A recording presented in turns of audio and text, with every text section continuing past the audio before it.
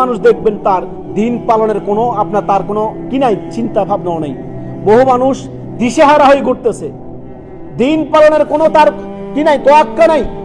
অতএব ওই সকল মানুষকে দেখে আপনি আল্লাহ শুকরিয়া আদায় করেন, আল্লাহ আমাকে 5 ওয়াক্ত সালাত পড়ার তৌফিক দিয়েছেন, আলহামদুলিল্লাহ বলেন, আলহামদুলিল্লাহ, সুবহানাল্লাহ, আল্লাহ আপনাকে দিন শিখার সুযোগ দিয়েছেন।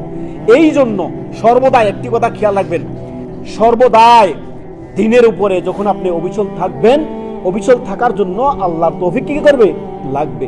আল্লাহর তৌফিক ছাড়া তো হয় না। আমরা কি বলি, লা হাওলা ওয়ালা কুওয়াতা ইল্লা বিল্লাহ, আমাদের কি ক্ষমতা আছে, লা হাওলা ওয়ালা কুওয়াতা ইল্লা বিল্লাহ, আমাদের কোনো শক্তি সামর্থ্য না, যদি আমার রব না চান।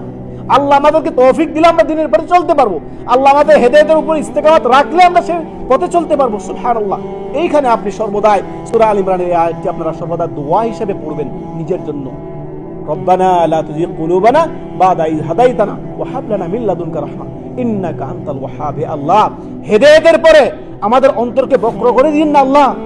আল্লাহ, হেদায়েতের সঠিক পথ দেখানোর পরে আমাদেরকে গোমরাহ করে দিন না আল্লাহ।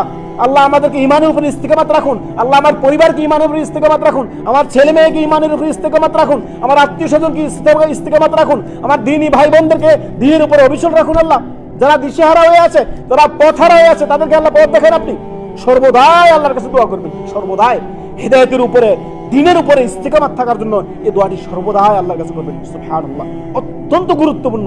রব্বানা দিয়ে শুরু হইছে।